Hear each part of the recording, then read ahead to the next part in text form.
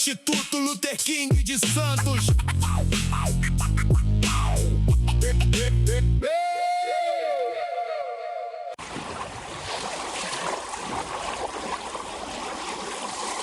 Olá, meus amigos, sejam todos muito bem-vindos a mais um programa Contra a Maré. E aí você já sabe, aqui é contra a maré da desinformação, contra a maré da baixa autoestima, contra a maré de tudo que é negativo. Aqui nós olhamos para frente, nós trazemos informação de qualidade para que você possa, munido dessas informações, transformar em conhecimento prático, para que você possa utilizar e melhorar a sua vida.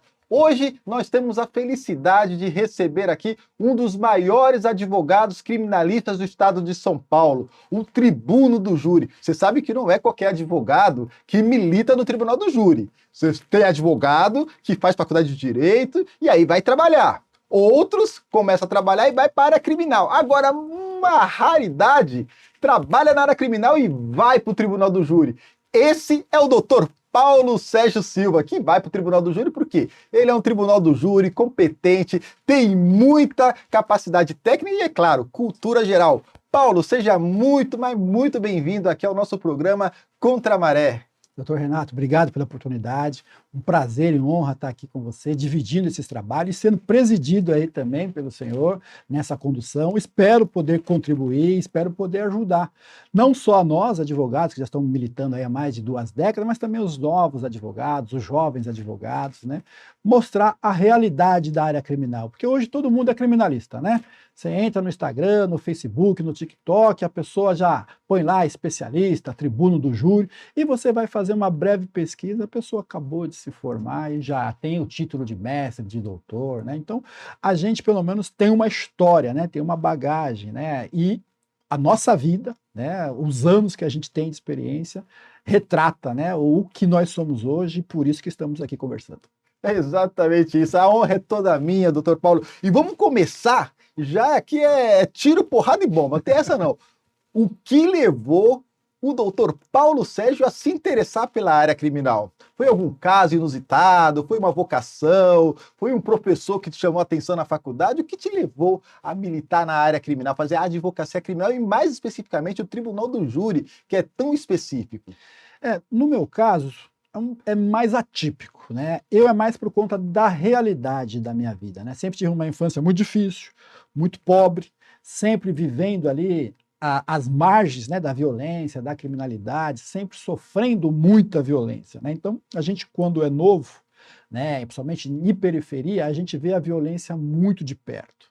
Então, isso fez com que eu tivesse um combustível, um motivo maior para sair daquela realidade e poder lutar pelos meus. E também por ter sofrido muita violência, né? É verdade que quando a gente é novo, na periferia, e principalmente negro, né, a gente sofre muita violência, a gente vê a violência muito de perto, né? Então, o direito, em especial o criminal, foi uma porta para mim mudar essa chave, mudar essa história, não só da minha vida, mas como da minha família e de muitas pessoas, que é o que a gente faz hoje, né? A gente olha o direito criminal não só com excelência, mas também a gente vê o lado humano, a gente vê a pessoa que está ali sofrendo aquela violência, né? Então, o direito, ele não só defende a pessoa, mas também como os direitos dela, porque qualquer pessoa hoje pode ser ali indiciada, pode ser presa, pode ser denunciada, e muitas pessoas falam, pô, é um criminoso. Só que essa pessoa, que muitas vezes a gente julga como um criminoso, ela pode ser uma pessoa inocente, e pode ser um inocente da sua família. Exatamente isso. Muita gente que não conhece, não vive a advocacia criminal, eles pensam assim, mas você vai ser advogado criminalista, você vai defender bandido? Você já ouviu essa frase? Já ouviu alguém? É o que mais a gente ouve. O que você né? tem a dizer a essas pessoas, doutor Paulo? O que ocorre? A gente não compactua com o crime. Até porque nós também somos vítima da criminalidade. Eu já fui. Não sei se o colega também já foi, tá? Então, a gente não compactua com o crime nem com o criminoso. A gente defende os direitos daquela pessoa, porque todos têm direito à defesa, inclusive o culpado, né?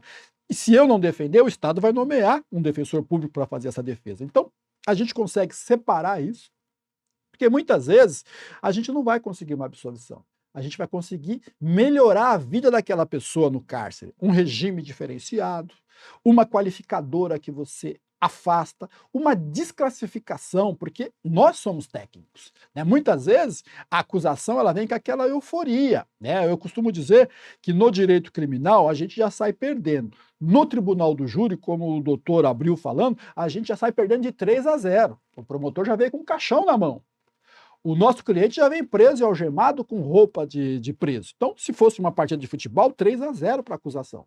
Nós temos que correr atrás desse placar, tentando tirar tudo que tem ali de ruim, de pior e de injustiça, porque muitas vezes a denúncia, ela vem uma denúncia genérica, uma denúncia que a gente fala embasada, cheia, né? Porque é muito fácil denunciar. Você pega um homicídio, artigo 121 do Código Penal, você põe lá 1, 2, 3, 4 qualificadoras, né?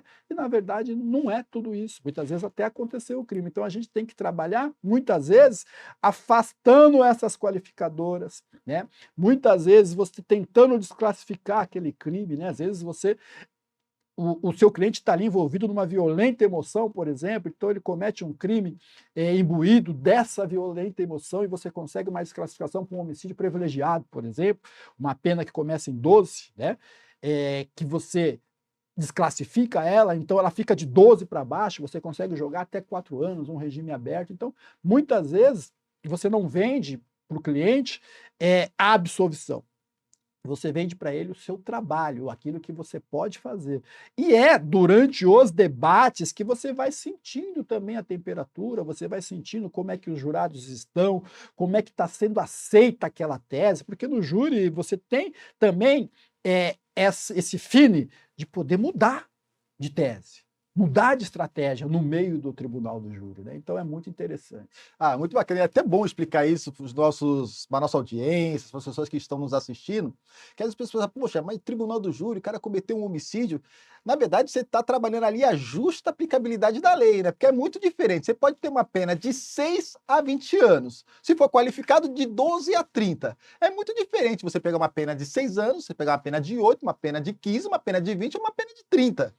Então é nisso que atua o advogado especializado, um técnico efetivamente preparado para atuar no tribunal do júri, para entender as nuances do caso e trabalhar na justa aplicabilidade da lei. Porque às vezes o sujeito ele merece uma pena, mas ele merece uma pena de 6 anos, não uma pena de 18 anos, 3 vezes mais. Exatamente. Não é isso? E hoje, quando a gente entra até no feminicídio, ela passa de 40 anos. Olha aí. Né? Então, tudo isso você tem que ter aquele olhar clínico e muitas vezes humano, que muitas vezes a acusação não vê. Né? Porque a acusação é muito no automático. Né? Não, eu sou promotor de justiça, eu sou o fiscal da lei. Não, promotor de justiça no júri ele é parte. Ele sustenta a tese dele, que normalmente é acusação. E a acusação dele é sempre na integralidade ou na totalidade. É muito difícil você ver um promotor de justiça de verdade que entende, né, a denúncia, que ele desclassifica ela, porque o promotor pode fazer isso. Né? O promotor pode pedir até absolvição, ele não é um promotor de justiça, ele não tem que fazer justiça. Quem não pode pedir a condenação do nosso cliente somos nós, né? Mas o promotor ele não só pode pedir a condenação, como ele pode pedir a absolvição. Mas na prática a gente vê que isso não funciona. Na prática ele vem para pedir a condenação mesmo, né? Porque o leigo fala, né? Igual o doutor falou na abertura. Pô, o cara matou uma pessoa. Matar alguém é crime? Depende. E se ele agiu em legítima defesa? Se o senhor está chegando na sua casa, do trabalho, e vê a sua filha ou sua esposa sendo abusada, o que você vai fazer na hora? Ninguém pode falar que nunca vai cometer um homicídio. Eu, tá? Sou advogado, sou cristão, mas eu, numa situação dessa, eu mataria. É o senso humano de defesa. É uma vida, é uma esposa, é um filho, tá? E você vai vir parar no tribunal do júri. Porque aí já não é uma questão de personalidade. Você pode dizer, ó, eu nunca vou roubar, eu nunca vou furtar, eu nunca vou cometer o estelionato, mas eu não posso dizer que eu nunca vou praticar um homicídio. Exatamente. Porque numa situação dessa, a emoção toma conta da razão. É exatamente isso, doutor Paulo. Muito bacana.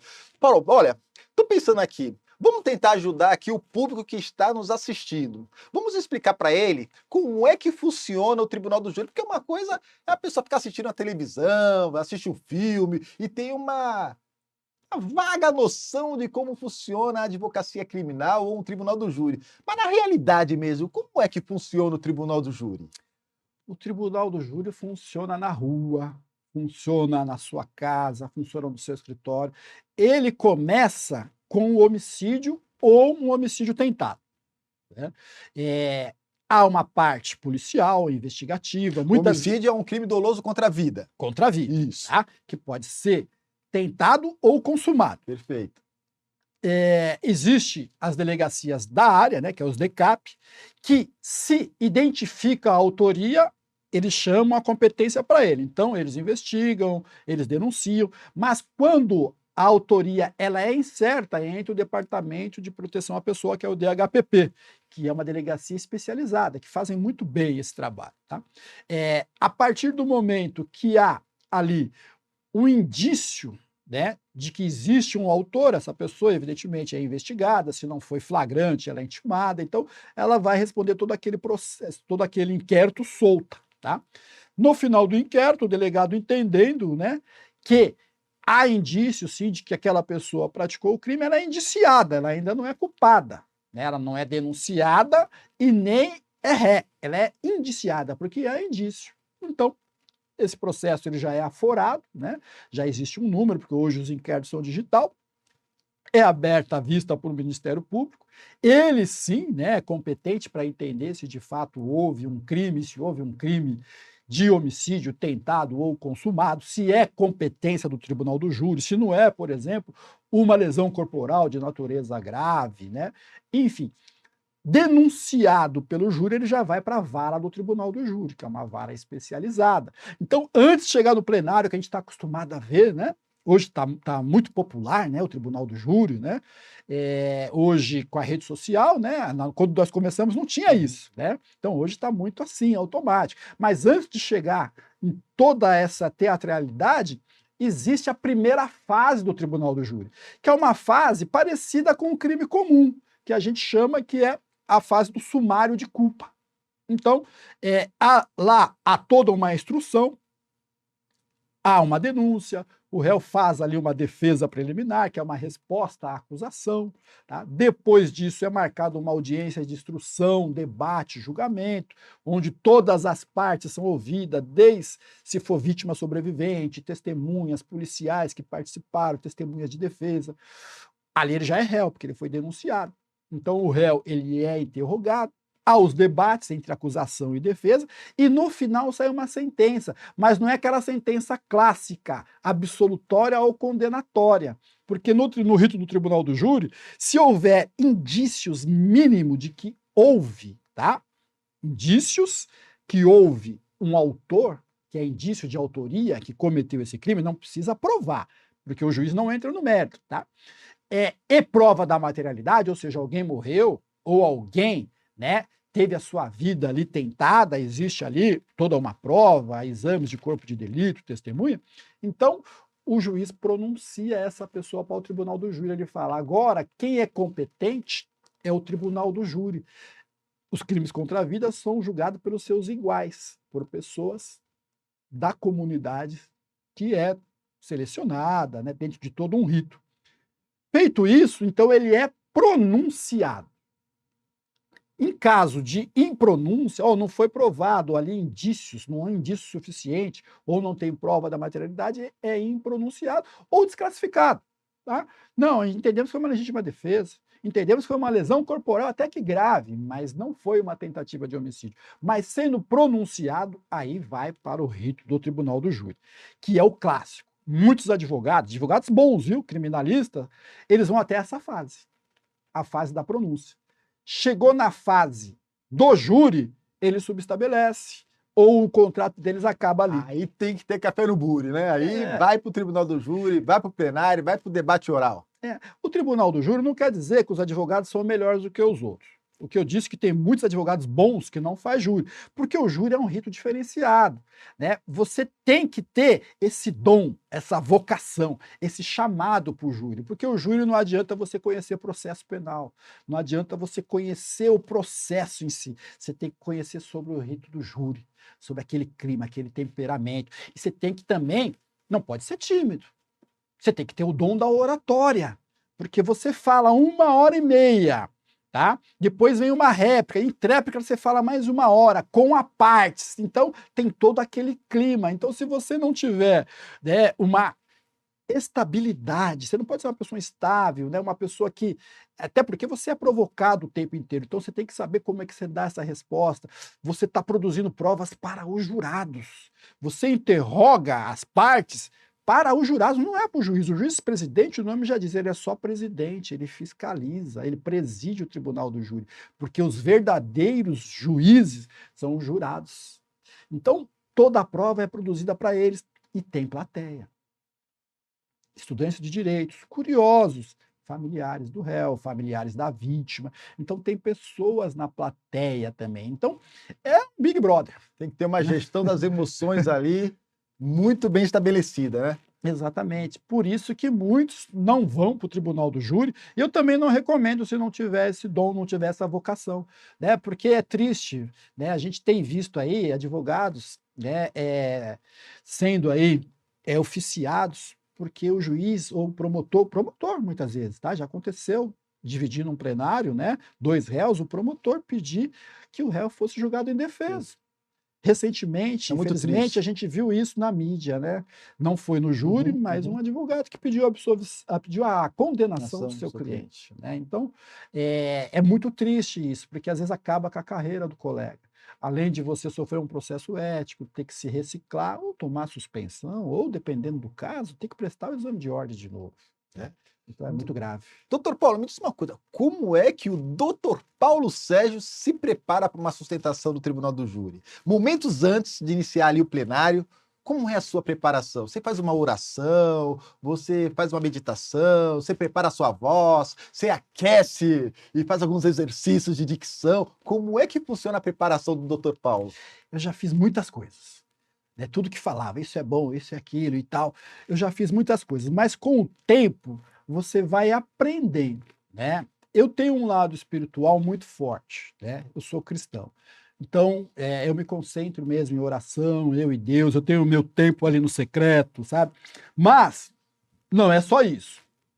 A gente não pode misturar religião, né, com profissão, mas a gente tem que estar espiritualizado. Eu entendo que a capacitação do cristão, tá? Ela vem do alto, ela vem de Deus. É Deus que nos dá essa condição para a gente estar aqui, para a gente ter saúde, para a gente trabalhar. Mas a gente se reúne na equipe, na sala fechada, a gente começa a estudar o processo capa a capa. O segredo do Tribunal do Júri é você conhecer o processo capa a capa. Por que capa a capa? Não é nem da folha 1 a 2000, que é a última, é da capa a capa. Você tem que conhecer todo o processo. Então, ali a gente faz um estudo, a gente separa. Às vezes, algum colega do escritório que tem assim uma familiaridade melhor vai fazer uma parte, né? Às vezes tem gente que tem o dom para interrogar, né? Para inquirir, tá? Às vezes tem gente que tem o dom para trabalhar na mídia mesmo, separar as peças, deixar tudo separado, para a hora que falar já está na mão, já saber a página. Então, tudo isso estudar os jurados. É um trabalho em equipe, tá? O estudo dos jurados, para a gente, é mais difícil porque não é igual no júri americano que você tem acesso a eles, porque o sorteio é no dia do Tribunal do Júri, né? Então, aí vai muito da sua experiência. Tá? Por isso que eu te disse que eu já fiz muitas coisas, psicólogo, engenheiro, isso e aquilo, religião, né? Mas, na verdade, tudo tem a ver, mas tudo depende muito da sua vivência, da sua experiência, porque o que é bom para você não é bom para mim, tá? Porque nós temos um problema também, nós que somos negros, a gente enfrentamos o racismo velado no Tribunal do Júri. A gente tem que ter esse cuidado e esse fine também na hora de escolher os jurados. Eu falo por experiência, tá? Eu não estou falando de mimimi, nunca falei de mimimi, nunca reclamei sobre isso. A gente está tendo uma oportunidade de falar, né? Claro. Então, tudo vai depender muito da situação, da sua vivência, da sua experiência, né? E do seu filho ali, tá? Então, Oro, sim, oro antes, oro durante, oro depois, agradeço a Deus mesmo antes do plenário, já agradeço por estar ali, né, pela confiança daquele cliente, daquela família em mim, tá? Então, isso me ajuda. Não sei se para você é bom, mas para mim é bom. Isso é uma questão de intimidade, né? Eu tenho uma intimidade com Deus, né? Então eu falo com Deus. Falo com Deus todo dia. Falei hoje, antes de vir aqui, falei há 5 minutos antes de começar.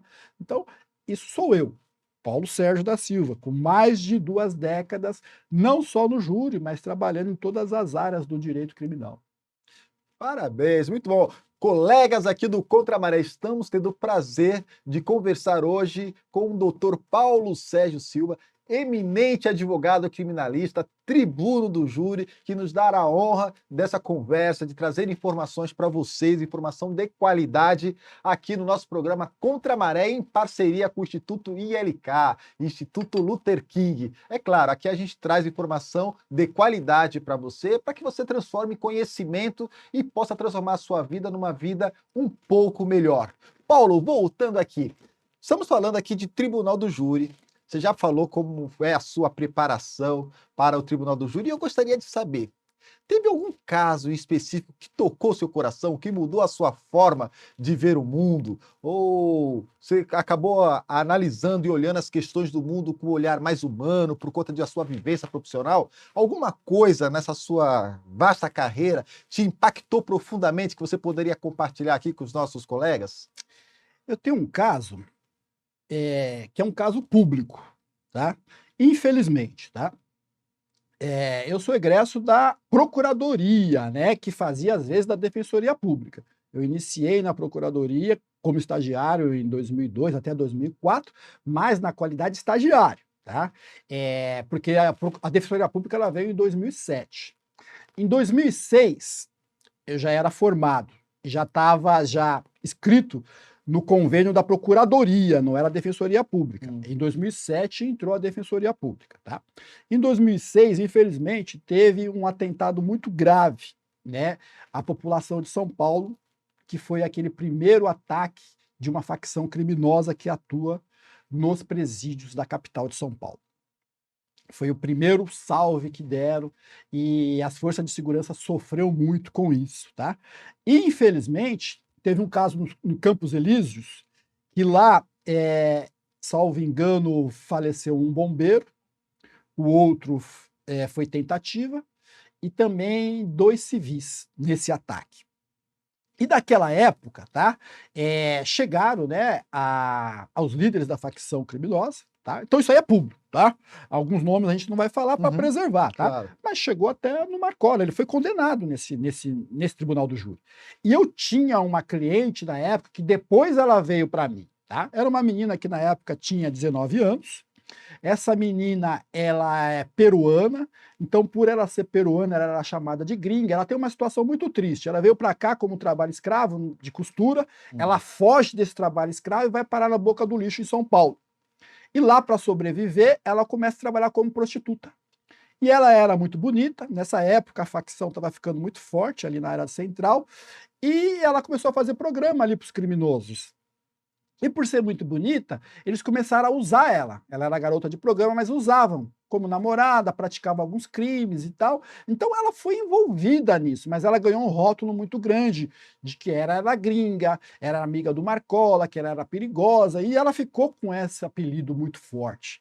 E quando teve esse atentado, ela foi usada justamente nesse aspecto, né, para transportar as armas num carro furtado. Ela não participa da ação, mas ela foi levada junto, tá? Houve, né, esse episódio terrível, tá? Contra o bombeiro, né, que por serem militares, mas é a instituição mais amada, né, não só do Brasil, no mundo, tá? Bom, teve o Tribunal do Júri, esse primeiro não participei, tá? Ela foi condenada a 35 anos. A pena menor foi dela, tá? De 35 anos, todos condenados. Houveram recursos, tá? E nesta que houve recurso, eu ainda não estava. Salvo engano, a Defensoria Pública conseguiu anular o júri de todos. Mas continuaram presos. Aí teve um segundo tribunal do júri.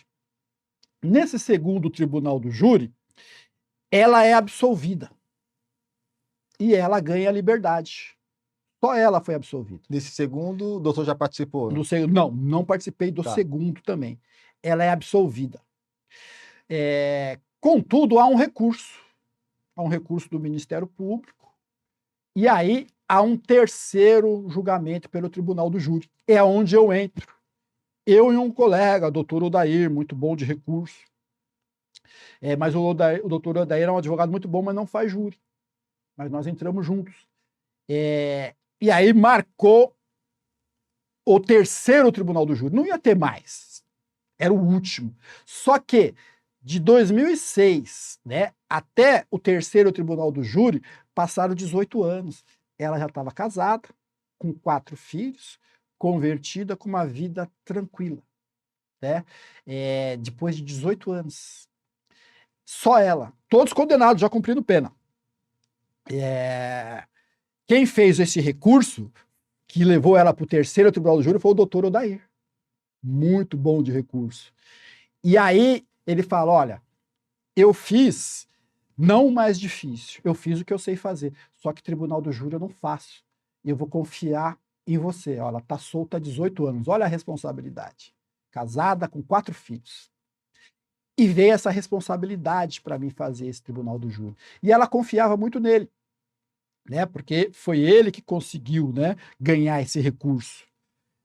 E aí montou-se o Tribunal do Júri, veio o delegado que era responsável, né, por combater a facção criminosa lá no começo, que infelizmente morreu aqui na Baixada Santista, já estava aposentado. Veio o assistente dele, veio o enfermeiro sobrevivente, ou seja, toda a prova contra essa mulher estava feita. Essa mulher, ela chega no Tribunal do Júri com uma mala. E eu olhei para ela, o que você está fazendo com essa mala? Doutor, eu já sei que eu vou ser condenada. Eu já vim pronta. Eles estão me chamando de PCC. Estão dizendo que eu matei bombeiro. Eu estou denunciada não só em um homicídio consumado, um tentado e uma tentativa. Eu estou denunciado em porte de arma, associação criminosa. Eu sei que eu vou ser condenada. É o terceiro julgamento que eu passo. E eu não podia falar para essa mulher que ela ia ser absolvida porque era um julgamento muito difícil mesmo, por tudo que consta dos autos. Né? Até os delegados aposentados estavam lá para acusá-las. E o meu amigo, o recursista, o doutor Odair, ele não veio para o julgamento, ele teve um problema.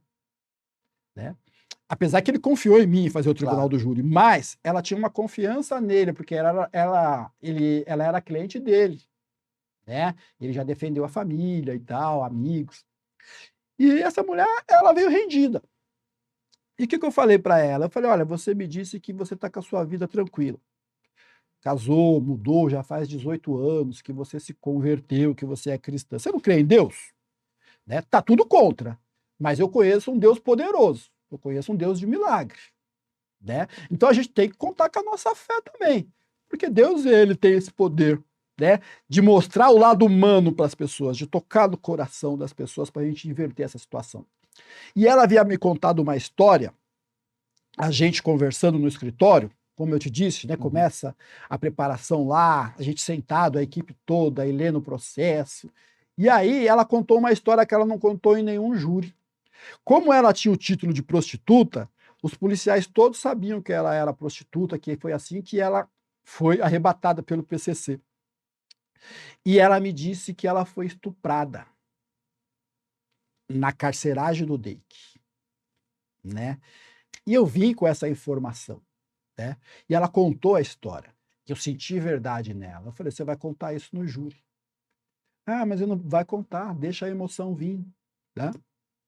E para quem conhece o DEIC, que é o Departamento de Investigação Estadual de São Paulo, sabe que lá são diretorias, que elas não se comunicam. A carceragem tem um diretor, tem um delegado, tem uma equipe. Eu não estou dizendo que a equipe, né, que investigou ela na época, que era a equipe antifacção da primeira DICIPAT, Delegacia do Patrimônio e tal, participou disso. Ela disse que foi estuprada na carceragem. Tá? Então, eu fiz todo esse desenho da estrutura do DEIC e trouxe ela para o plenário. E quando a gente começou a interrogar, o primeiro que foi interrogado foi o delegado que já estava aposentado, que era muito experiente em facção.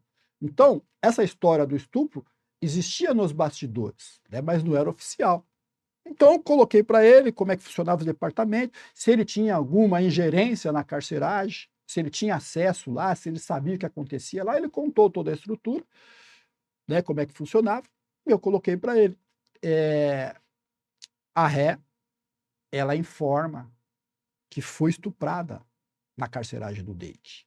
O senhor sabe de alguma coisa, investigou, participou, porque eu tenho que inquirir, claro, né? A gente tem que ter um jeito para falar, tem que respeitar as pessoas, mas eu não posso omitir essa informação. E ele disse que não sabia dessa informação, que poderia ser boatos, enfim, mas que ele não sabia o que aconteceu lá. Ele também não poderia negar. E aí a gente começou a falar sobre facção criminosa, como é que funciona uma facção criminosa, quando foi constituída, como é que são os integrantes, como são arrebatados, e ele era muito conhecedor. Tá. Então me conta, individualizando, a condição da minha cliente, que é chamada de gringa. Ela tem perfil de PCC? Ela segurava a arma, ela matava, mandava matar? Ele falou, não, tudo que eu conheço de PCC, não. Ela tinha envolvimento, mas eu não posso dizer que ela é batizada, não posso dizer que ela era a linha de frente, mas ela estava envolvida com eles. Eu perguntei para ele, tá, mas com a sua experiência, ela era usada pelo PCC ou usava o PCC? Porque tem muito criminoso que usa o PCC e a estrutura, né? Não, ela era usada pelo PCC. Então esse foi um gatilho, ou seja, essas provas todas sendo produzidas para o jurado. E o outro delegado, no mesmo sentido. Teve um lance, tá? Que a promotora se esperneou nessa hora. Não, o Ministério Público acompanhou, isso é falácia, não tem prova. Tem prova? Ela está falando, virou prova. Né? Tá nos autos.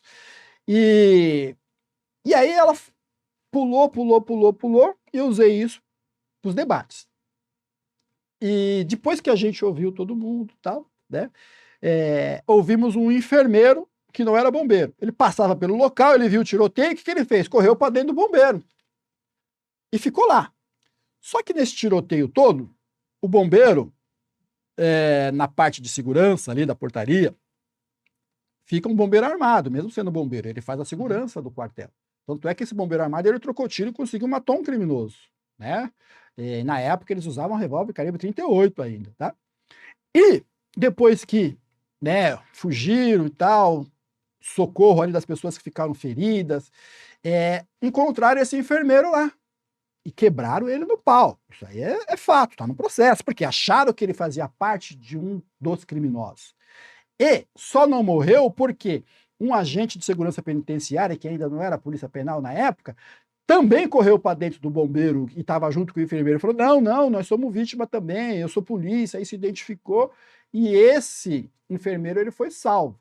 Então, eu usei isso também para o tribunal do júri, porque na hora dos debates, a promotora pulava e tal, né?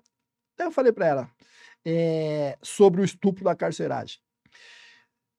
Se ela, presa, mulher, com título de prostituta, com título de PCC, foi estuprada na carceragem, tá? Por conta de toda aquela euforia, porque para eles ela era criminosa também, era isso que eles tinham nas investigações.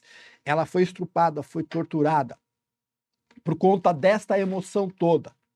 Imagina um inocente, no caso do enfermeiro, que sofreu essa violência pela polícia mais amada do mundo, que é o bombeiro. Tudo isso por conta do calor dos fatos. Ah, mas se eu tivesse lá, eu também mataria. Eu falei, tá vendo? A promotora também mataria.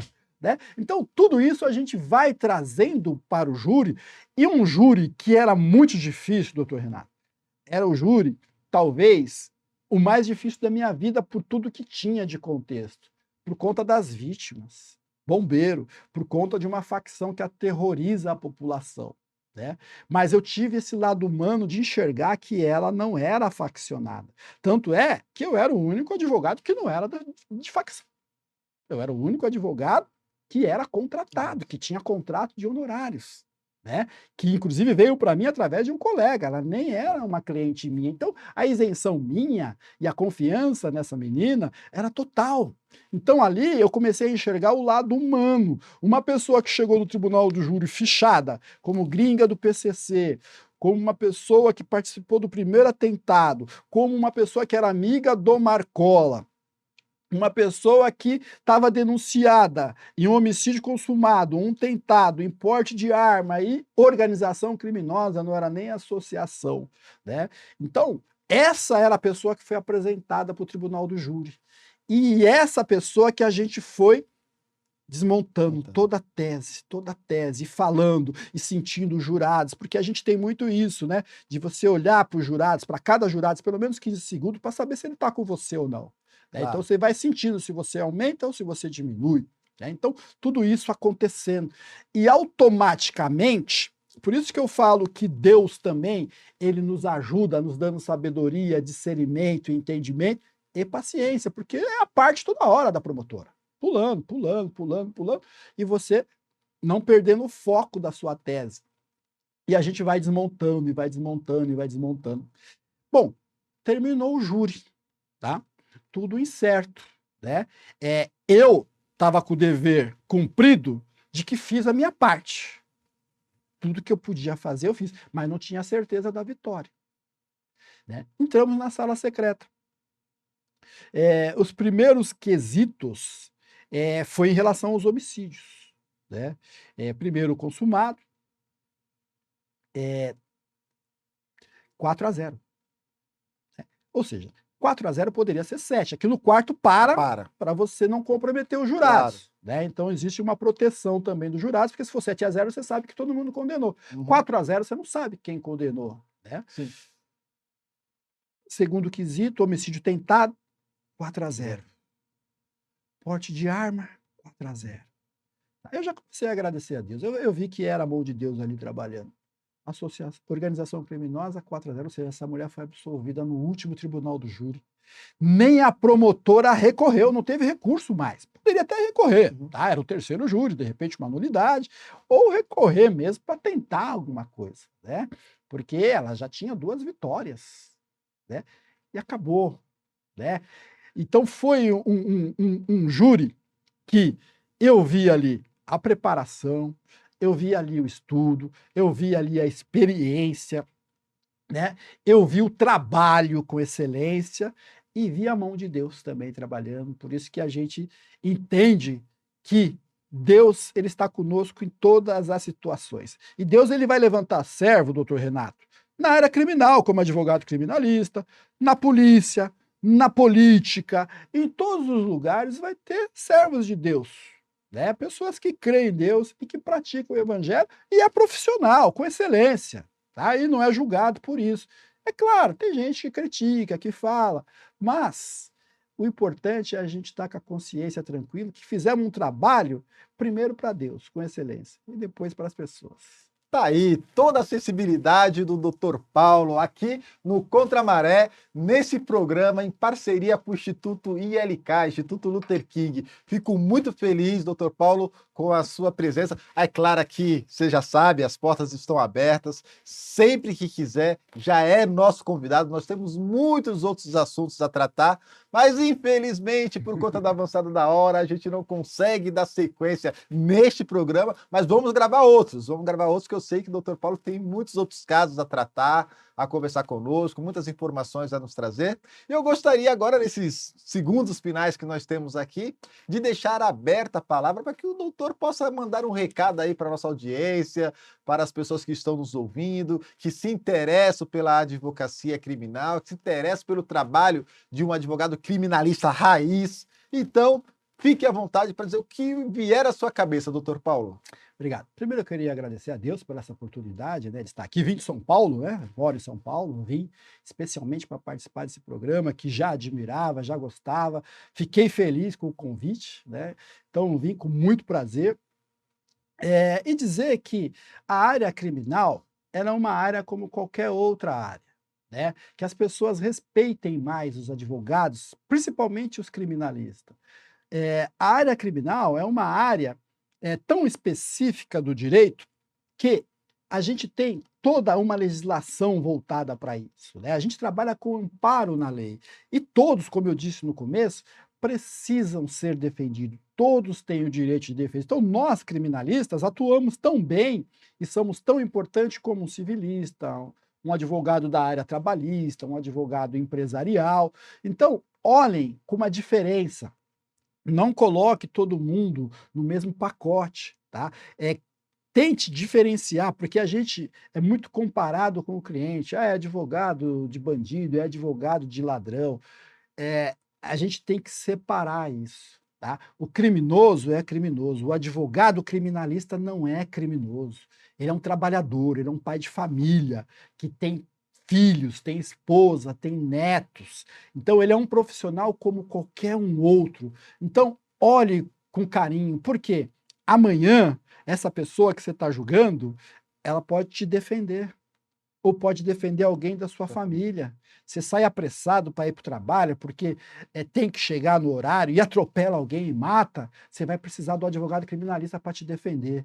Então, eu peço que todos que estão nos assistindo olhem com mais carinho e com mais humanidade aos advogados, em especial aos criminalistas. Muito bem, este foi o nosso programa Contra a Maré. E você sabe que aqui no nosso programa Contra a Maré, a gente trabalha para que você seja um empreendedor na vida. Por isso que nós trazemos informação de qualidade para que você transforme essas informações em conhecimento.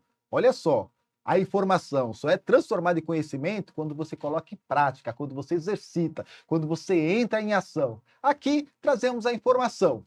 Cabe a você colocar em ação e transformar em conhecimento. Tenham todos aí um bom dia, uma boa tarde, uma boa noite e nos vemos no próximo programa Contra a Maré.